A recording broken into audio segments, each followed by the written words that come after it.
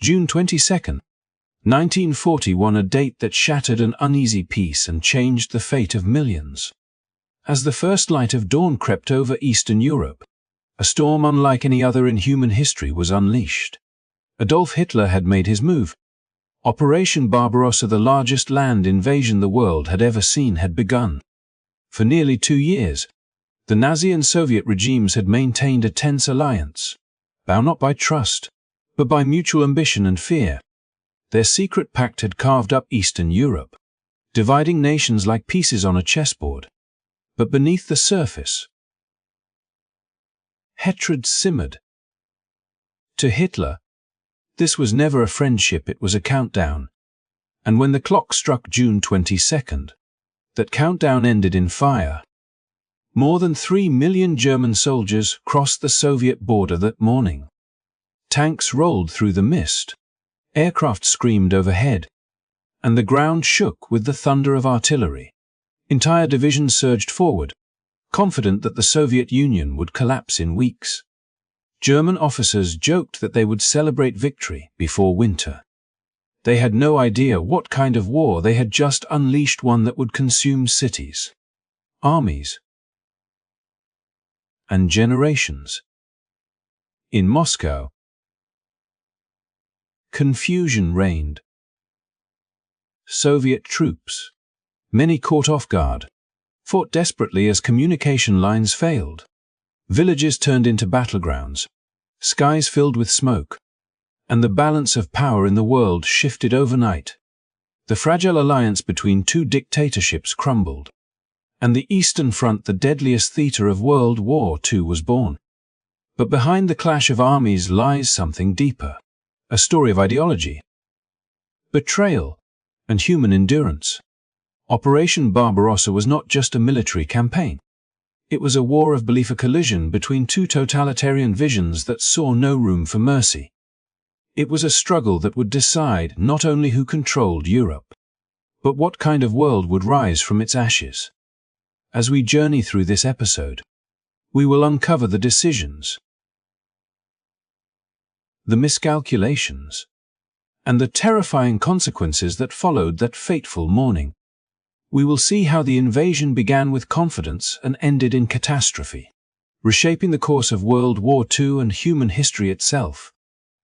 If you love exploring the untold stories of the past, the turning points that changed nations, and the people who lived through them, then you are in the right place. History is not just about dates and battles. It is about the choices that define who we are. If you are ready to dive deeper into one of the most dramatic and brutal chapters of the 20th century, make sure to like this video, subscribe to our channel, and turn on notifications so you never miss an episode. The story of Operation Barbarossa is not just about armies and leaders. It is about what happens when ambition, fear, and ideology ignite the world. As the dust of war spread across continents, the summer of 1941 carried a sense of chaos and shifting power. Just as Hitler's legions stormed eastward into the vastness of the Soviet Union, another front was changing in the sun-scorched deserts and ancient cities of the Middle East. In Damascus, the heart of Syria, the thunder of artillery mixed with the cries of retreating Vichy French forces. The Allies, a coalition of British, Free French, and Commonwealth troops, had triumphed, their victory signaling the end of Axis influence in the region. The fall of Damascus was more than a military gain. It was a message to the world that the tide of control in the Middle East was turning. For Winston Churchill, this victory brought both relief and burden. The Prime Minister was a man constantly haunted by decisions, each one a gamble on the fate of the free world. While the conquest of Syria secured Britain's flank in the Middle East, it also revealed the limits of British strength. The empire was stretched thin, fighting on multiple fronts, defending the Suez Canal, battling Rommel's Afrika Korps in North Africa, preparing for a possible German invasion in Europe, and now watching anxiously as Hitler's armies surged toward Moscow. Every victory carried with it the question of what would come next. In London, Churchill reshuffled his commanders, not out of triumph, but necessity. The war was changing shape.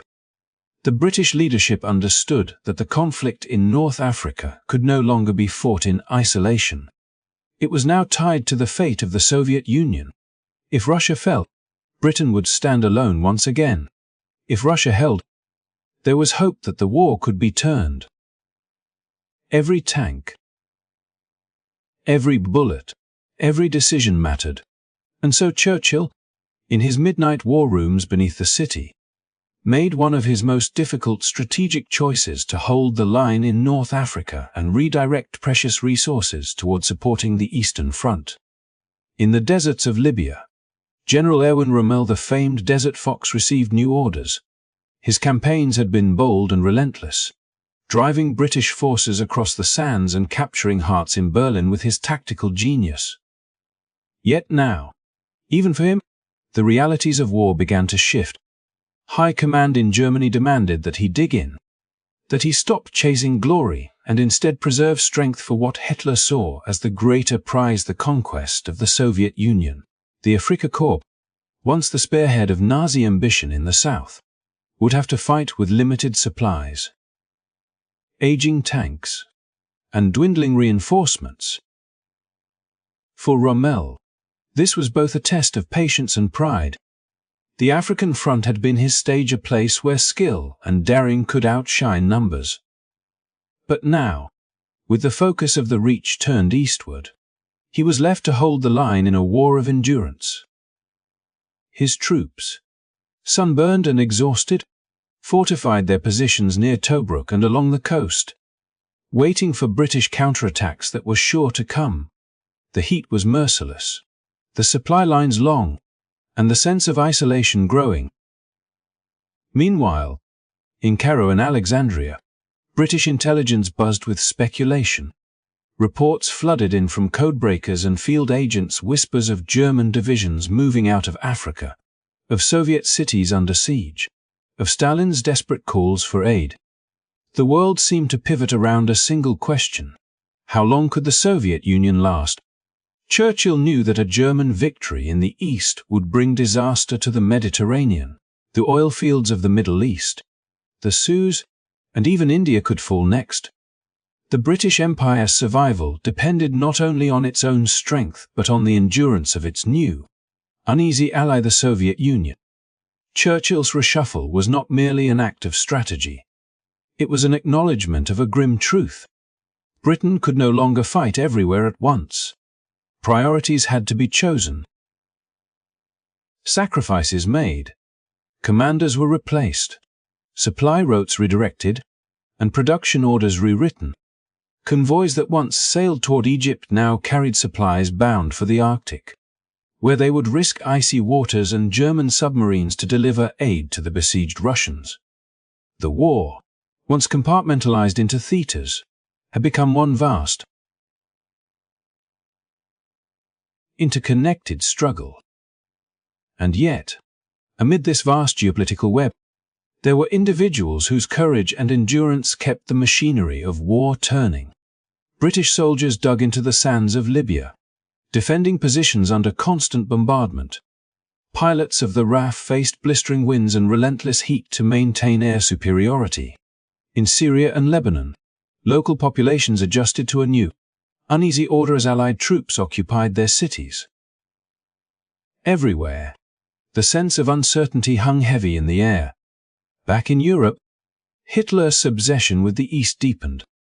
He viewed the Middle East merely as a distraction, a secondary theater that could wait. But Churchill saw further. He understood that control of these territories, from the oil-rich lands of Iraq to the Mediterranean ports, could decide the war's duration.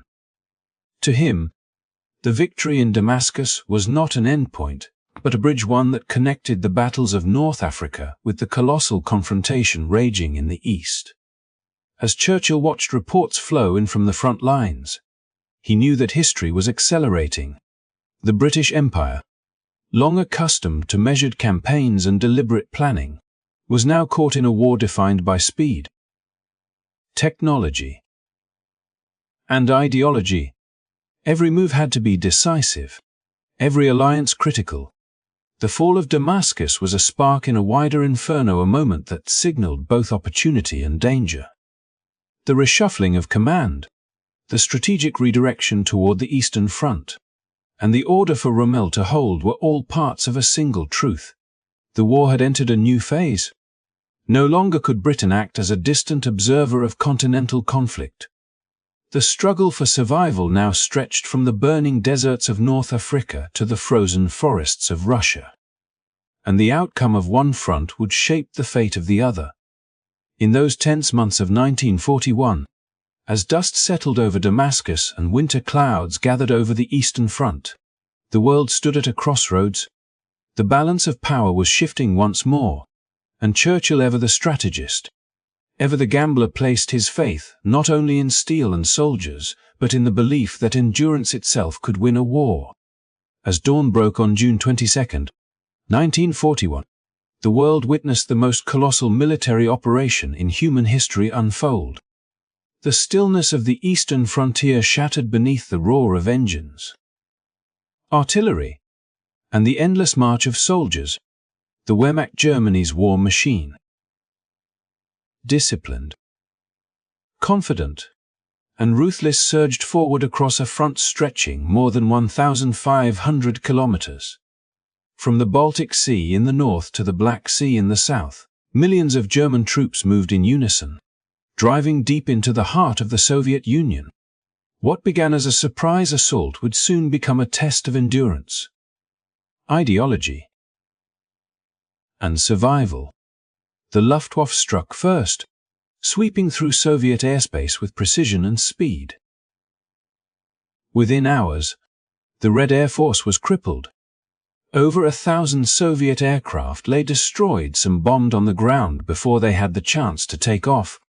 Others shot down in desperate, uncoordinated attempts to defend their skies. Airfields became graveyards of twisted metal, and Soviet pilots, many flying outdated machines, were overwhelmed by the ferocity and coordination of the German attack. In the first days of the invasion, German pilots claimed dominance of the skies, ensuring that the Wehrmacht's ground forces would advance unchallenged. Below, armored divisions rolled forward like an unstoppable tide. The German blitzkrieg, the lightning war perfected in France, now struck with even greater ambition. Panzer groups sliced through Soviet defenses, severing communication lines and trapping entire armies before they could regroup. The Red Army, though vast in number, was unprepared for the scale and speed of the attack. Confusion spread through command posts. Radio operators received contradictory orders. Commanders were uncertain whether to retreat, hold, or counterattack. In this, many Soviet units were surrounded before they even realized the full extent of the invasion. The cities of Bialystok and Minsk soon became the focal points of two immense encirclements. German armored spearheads converged with surgical precision, trapping hundreds of thousands of Soviet soldiers in vast pockets. These were not mere battles. They were annihilations. Entire divisions found themselves cut off, their supply lines severed, their ammunition dwindling. Under relentless bombing and shellfire, Soviet troops fought desperately to break free, often with little more than rifles and courage.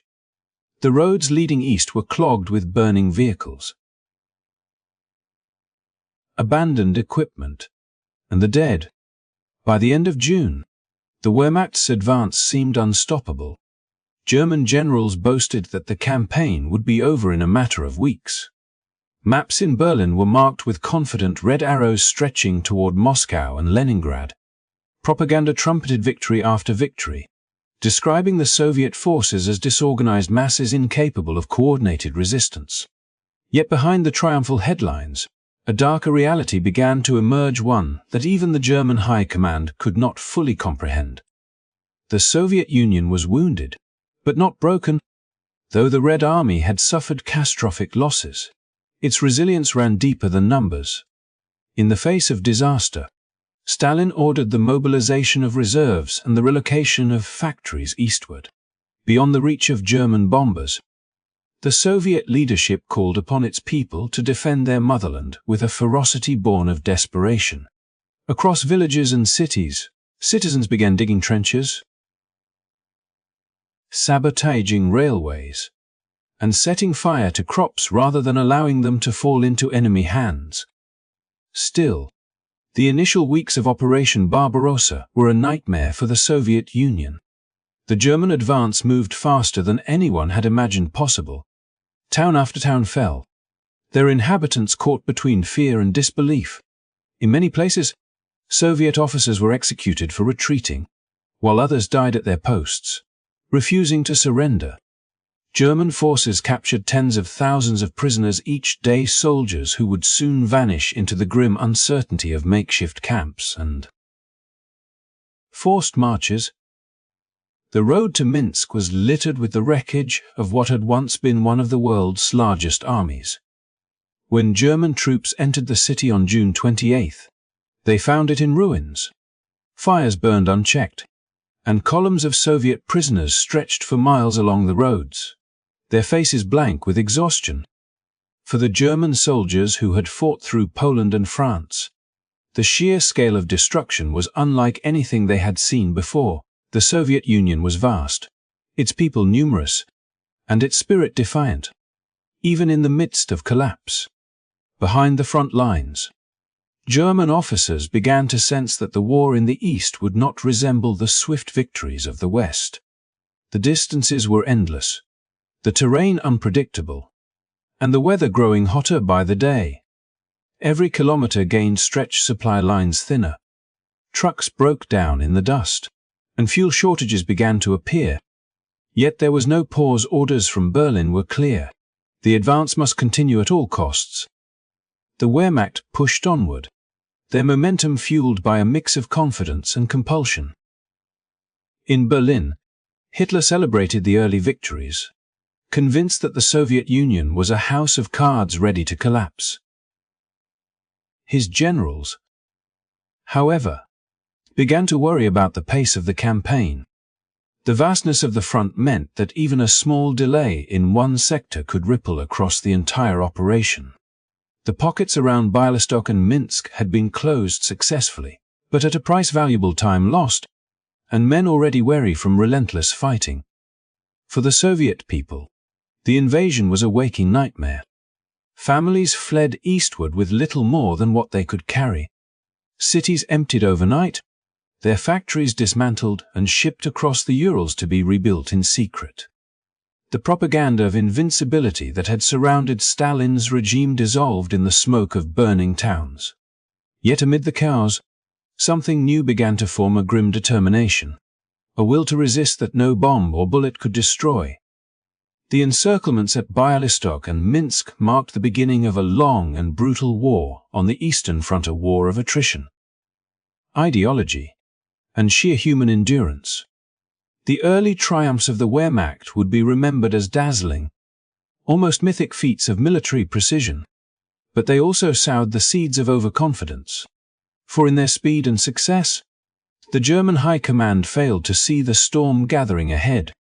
As the summer of 1941 wore on, the vastness of Russia stretched before them: endless fields, rivers, and forests hiding an enemy that refused to die. The conquest had begun in fire and fury, but it would end in frost and ruin.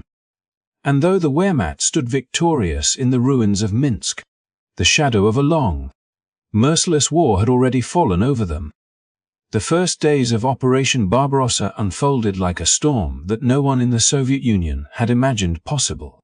As the Wehrmacht surged eastward, their tanks cutting through forests and farmlands, the Red Army struggled to make sense of what was happening. Orders arrived too late, communication lines were in chaos, and the vast Soviet command structure buckled under the speed and precision of the German assault. Whole divisions were isolated within hours. Commanders waited for instructions that never came, and when messages finally did arrive, they often contradicted one another. What was once a sprawling army became a patchwork of confusion, its leaders fighting not only the enemy but the paralysis of their own system. The Soviet war machine had been built on rigid hierarchy, on loyalty to the state above all else. Decisions could not be made without approval from above, yet the high command in Moscow was paralyzed by disbelief. Stalin himself refused to accept the scale of the invasion, convinced at first that it was a limited provocation rather than the full-scale onslaught it truly was. In those crucial first hours, when every minute counted, that hesitation proved disastrous. German forces pushed deeper, seizing bridges, cutting railways, and encircling armies that still awaited orders to counterattack. The plans that did exist were relics of another era, based on assumptions that the Red Army could quickly move to strike enemy flanks or push into occupied territory. But the German blitzkrieg rendered these ideas meaningless. The Luftwaffe ruled the skies, destroying columns of Soviet armor before they could even reach their assigned positions. Tanks rolled forward without coordination, often into ambushes. Supply convoys were annihilated on open roads. Soviet generals, desperate to regain control, issued commands to launch counteroffensives that never had a chance. Units that had already been decimated were ordered to retake towns that no longer existed.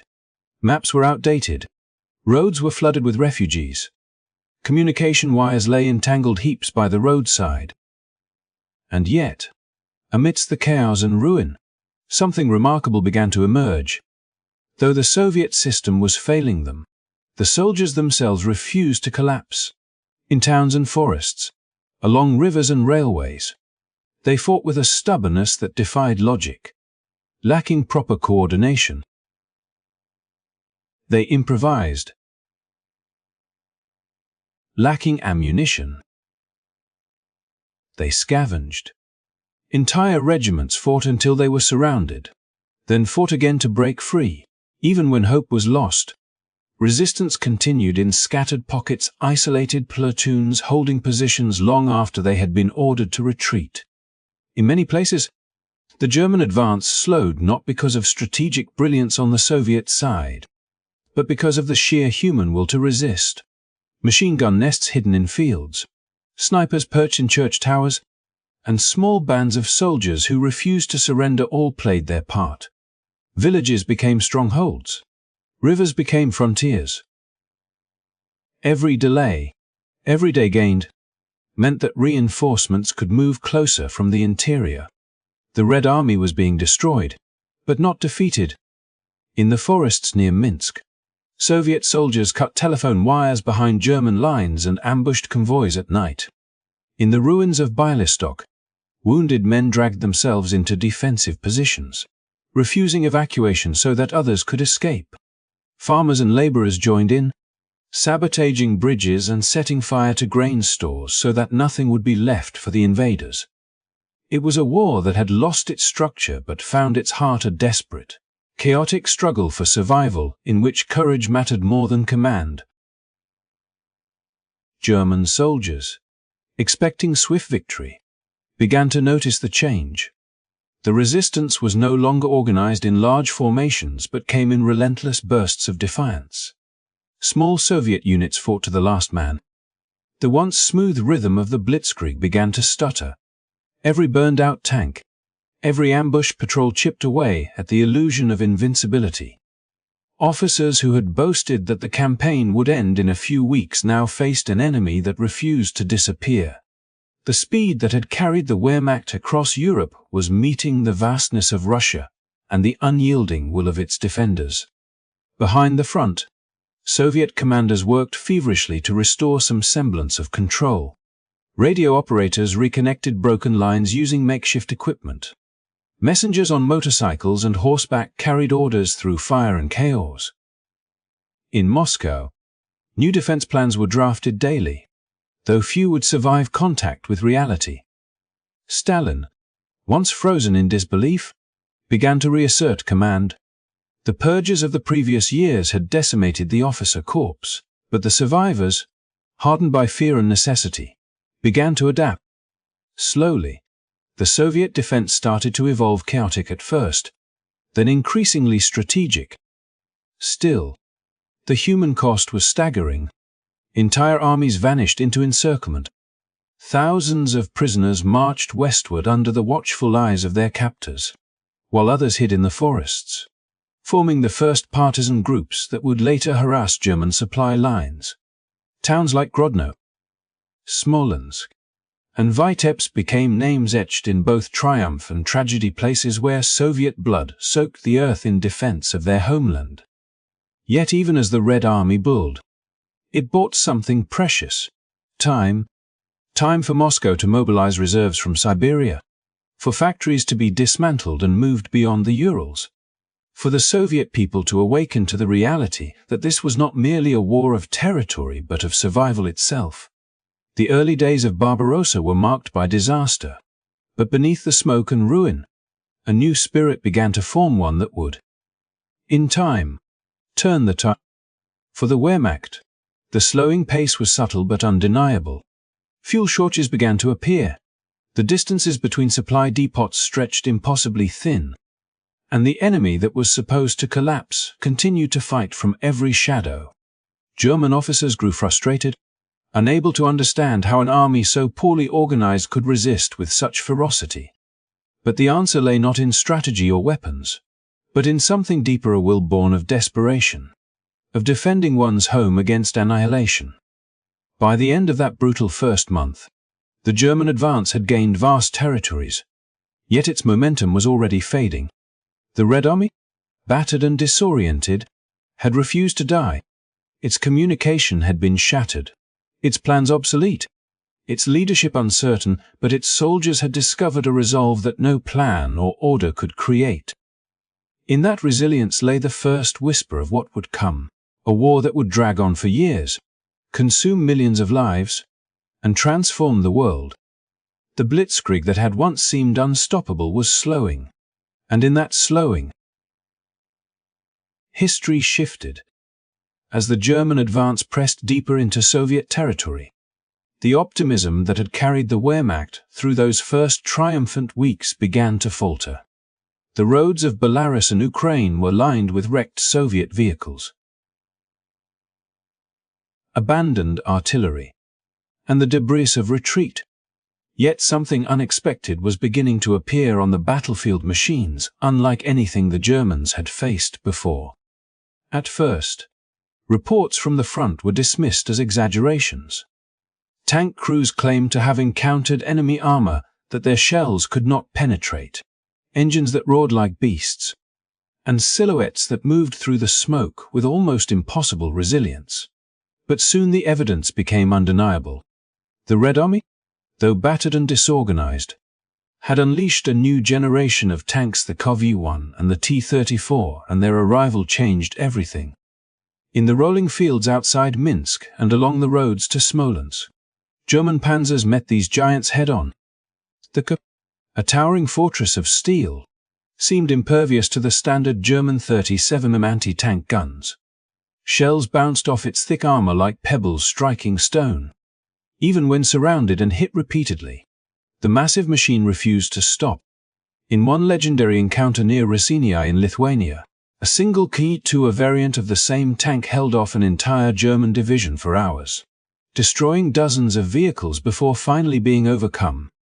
It was a moment that burned into the memories of every soldier who witnessed it. For the first time since the beginning of the war, the Wehrmacht felt the sting of vulnerability. The T-34, meanwhile, represented something even more dangerous: not just strength, but innovation. Sleek, sloped armor gave it protection far beyond its weight class, deflecting shots that would have destroyed lesser tanks. Its wide tracks allowed it to glide over the mud and uneven terrain that bogged down the German panzers. Armed with a powerful 76.2 mm gun, it could destroy any German tank at range, long before being in danger itself. When the first T-34s appeared on the battlefield, German tank commanders could hardly believe their eyes. These were not crude Soviet machines. They were elegant, deadly, and terrifyingly effective. For the Wehrmacht, this was a moment of revelation. The war in the East was not going to be another lightning campaign against an inferior enemy. the myth of German technological superiority began to crack.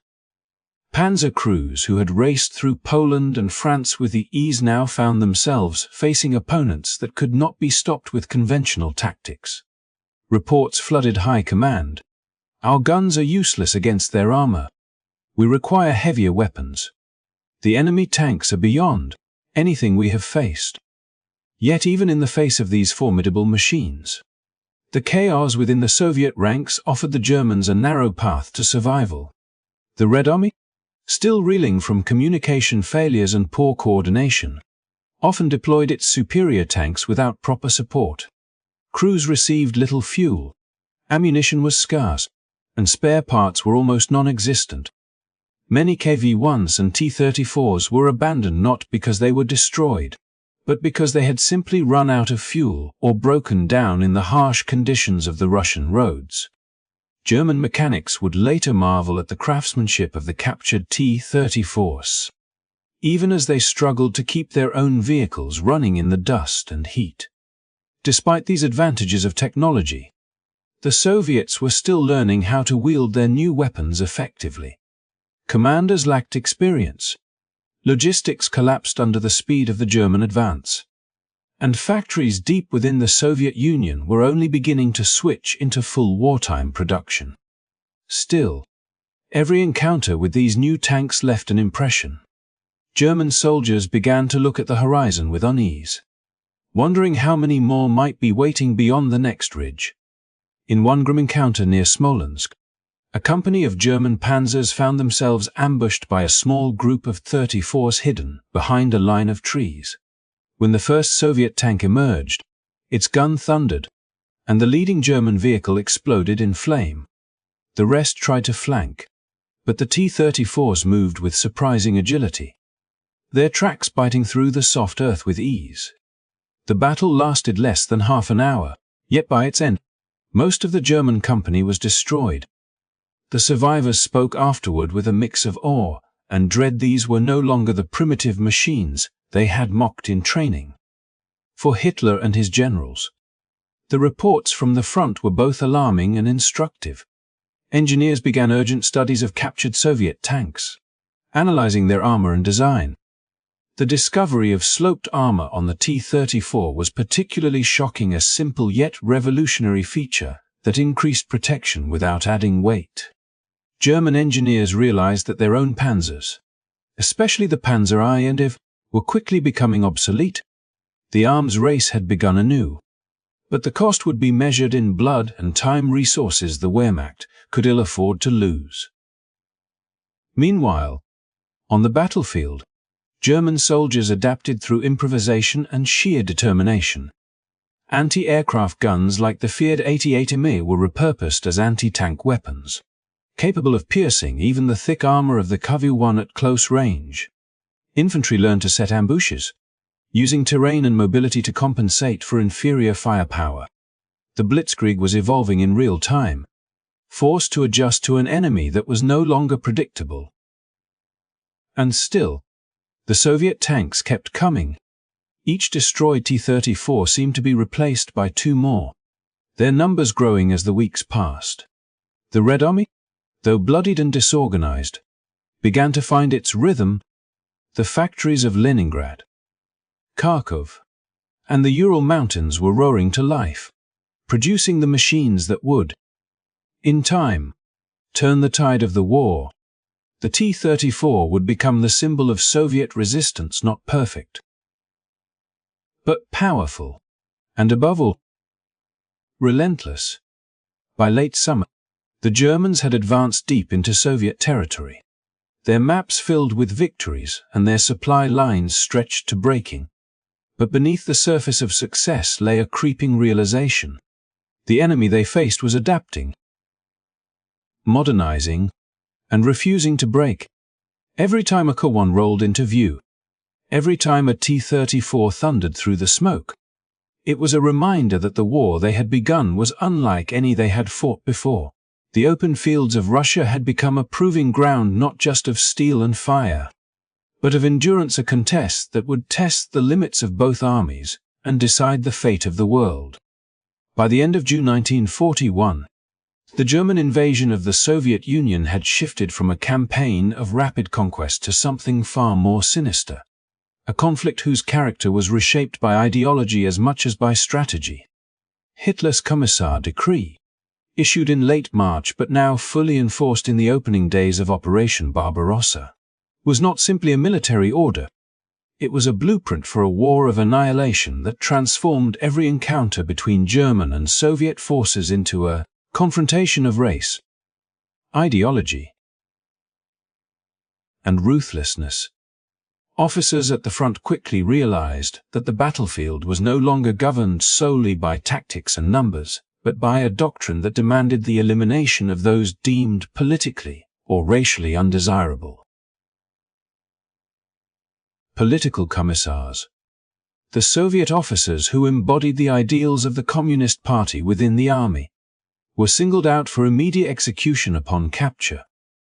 These men, trained and loyal, often stood as the first line of ideological defense against the invader. Yet they now became the targets of systematic extermination rather than prisoners of war.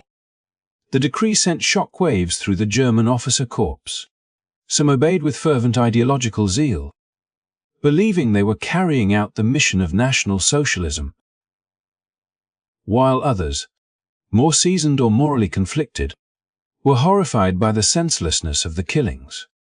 Letters and diaries from frontline commanders reveal a mix of bureaucratic detachment and personal revulsion. Yet the order was absolute.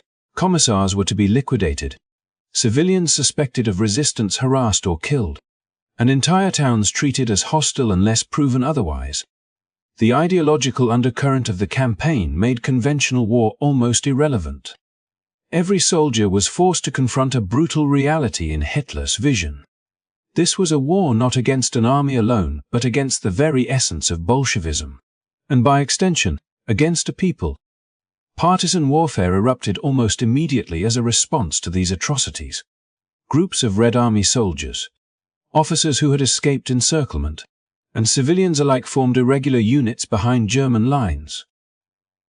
In Belarus, Ukraine, and the western reaches of Russia, small detachments of partisans began ambushing convoys, setting fire to supply depots, and sabotaging communication lines. These were not mere nuisances. They were the embodiment of desperate resistance. Every successful attack, every destroyed vehicle or captured weapon, was a blow to the German sense of invincibility and a reminder that the ideological war Hitler demanded came at a cost to his own forces. Civilians, often caught between retreating Red Army units and the advancing Wehrmacht, faced impossible choices, many joining partisan units or helping them, motivated as much by survival as by loyalty to the Soviet cause. The sheer scale of the ideological campaign compounded the logistical and tactical challenges already plaguing the Germans. While the Wehrmacht had initially advanced with breathtaking speed, the need to enforce ideological mandates slowed operations. Units had to allocate soldiers to execute Commissar Decree orders, patrol occupied villages, and root out partisan threats. Diverting men and resources from the front, every engagement became a combination of conventional fighting and policing actions, with troops forced to confront moral and psychological dilemmas that, for some, would leave lasting scars. The intensity of partisan activity was also amplified by the knowledge that any captured resistance fighter or suspected collaborator might be executed on the spot, further escalating the cycle of violence. Amid this turmoil, ordinary soldiers experienced the war in deeply personal ways. Letters from German troops described the eerie sensation of marching through towns where buildings were intact but streets were empty, punctuated by the occasional distant gunfire or explosion signs that resistance could emerge from anywhere. Every encounter became unpredictable. Armored units advancing toward a village could suddenly face ambushes not from organized battalions but from hidden partisan groups, some armed with little more than rifles and Molotov cocktails. Supply lines became perilous. Trains carrying fuel, ammunition, and food were constantly at risk. And as winter approached, The German army faced not only environmental hardships, but the psychological weight of fighting a war that had been transformed into one of ideological extermination. For the Soviet defenders, the Commissar Decree created both peril and opportunity. Soldiers and officers now had to navigate not only a foreign army, but also the threat of betrayal or execution if captured.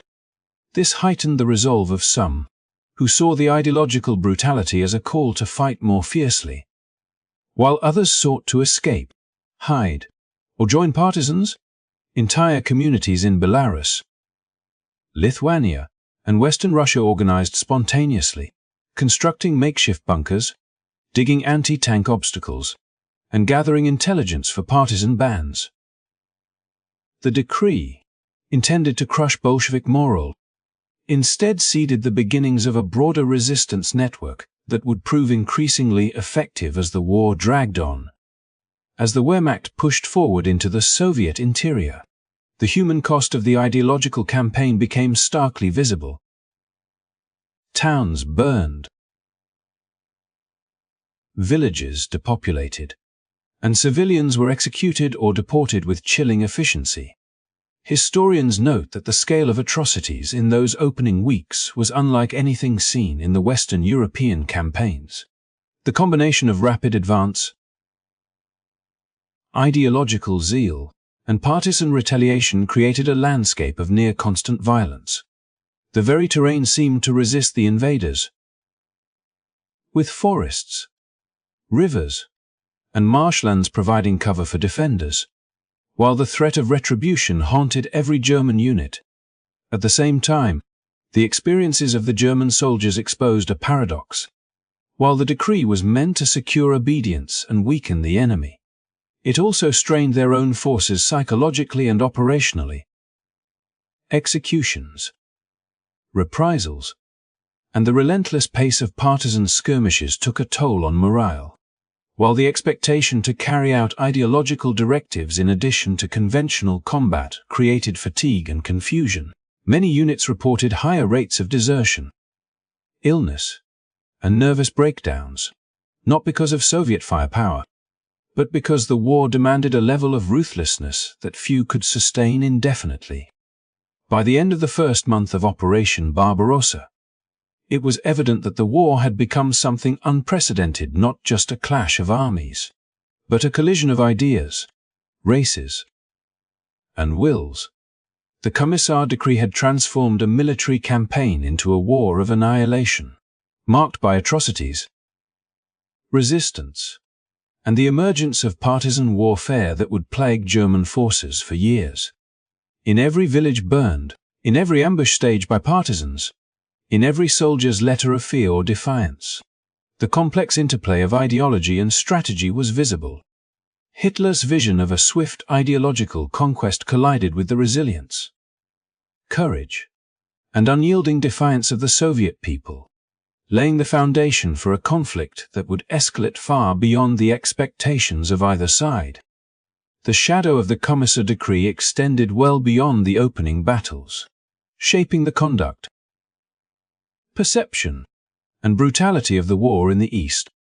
It was a stark reminder that Operation Barbarossa was not merely about territory or resources, but about imposing an ideology through force, and that the cost of such ambition in human lives, in morale, and in strategic sustainability was already becoming painfully clear.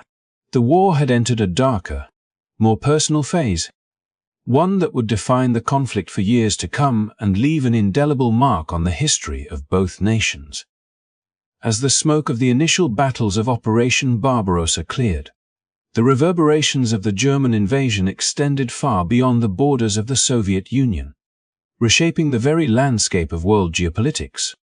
What began as a lightning campaign designed to crush an ideological enemy had evolved into a cataclysmic upheaval that forced nations, leaders, and populations to reconsider their alliances, strategies, and futures.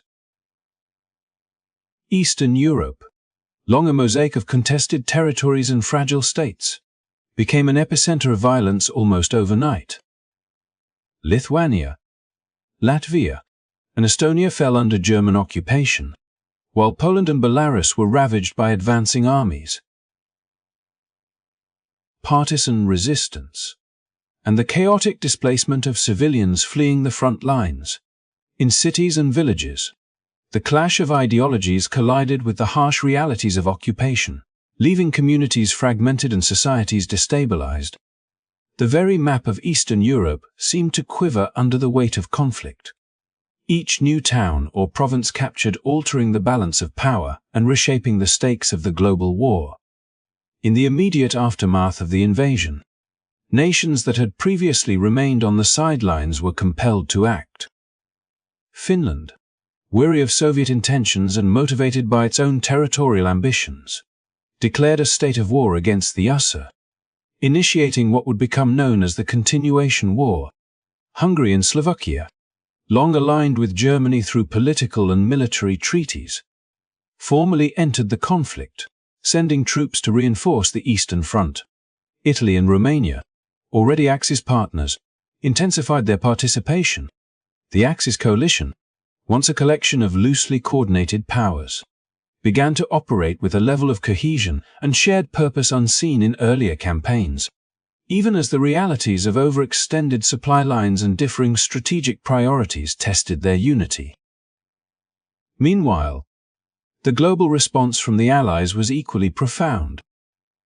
Britain, still reeling from the challenges of North Africa and the Middle East, redoubled its efforts to support the Soviet Union as a critical counterweight to German ambitions.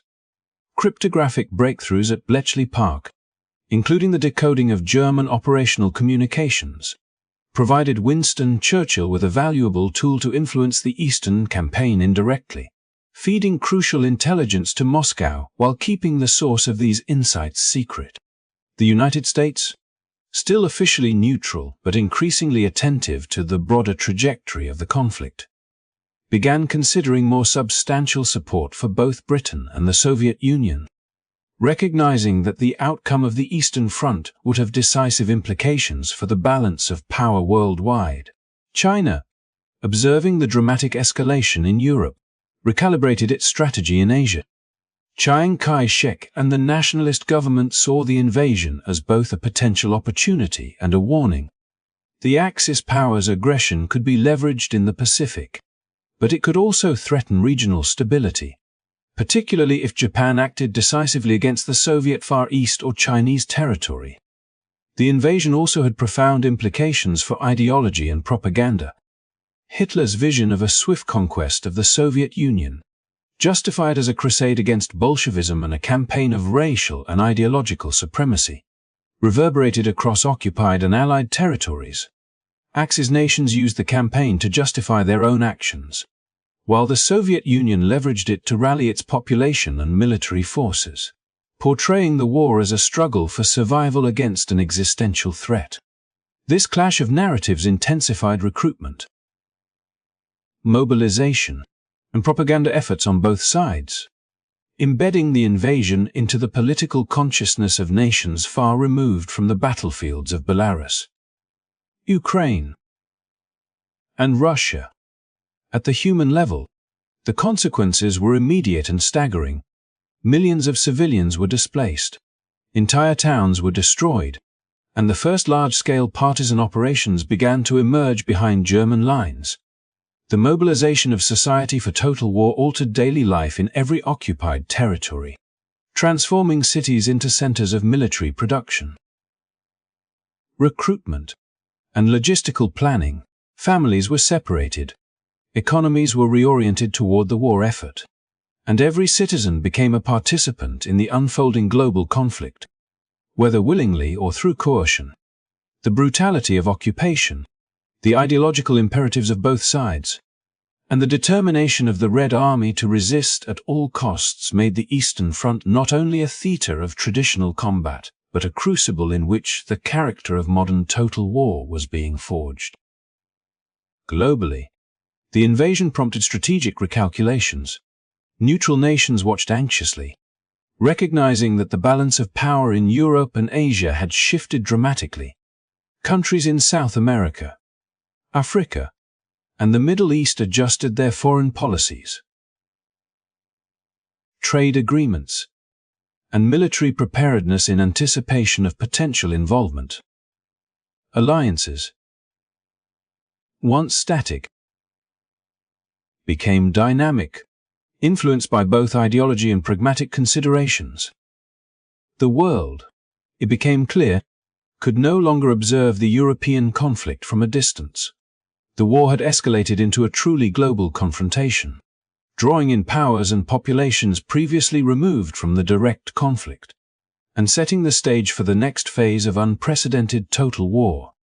Yet even amid this chaos, moments of resilience and strategic foresight emerged. The Soviet Union, despite catastrophic losses in personnel and equipment, began evacuating armament factories eastward, preserving the industrial capacity necessary for prolonged resistance. Partisan groups, small but tenacious, created persistent disruptions in occupied territories, signaling that the German advance, however rapid, would be contested at every step. Allied powers coordinated support, shared intelligence, and prepared for the long struggle that lay ahead, recognizing that the outcome of the Eastern Front would ultimately shape not only Europe, but the trajectory of the entire global war. As we reflect on the first weeks of Operation Barbarossa, the lesson is clear. Wars of ideology and total conquest do not move in straight lines. Rapid advances can conceal underlying vulnerabilities. Brutal mandates can provoke unforeseen resistance. And the reshaping of alliances can turn local conflicts into global crises. The invasion of the Soviet Union did not simply mark a turning point in World War II. It redefined the nature of warfare itself, signaling that no nation, no alliance, and no ideology could remain isolated from the cascading consequences of total war. Thank you for joining me on this journey into one of history's most dramatic and consequential campaigns. If you found this exploration insightful, please remember to like, subscribe, and click the notification bell so you won't miss future videos where we continue to unpack the pivotal events of World War II. Your support helps us bring history to life with detailed narratives, vivid analysis, and the stories behind the battles that shaped the modern world. Stay tuned for more, and let us continue to explore the past together.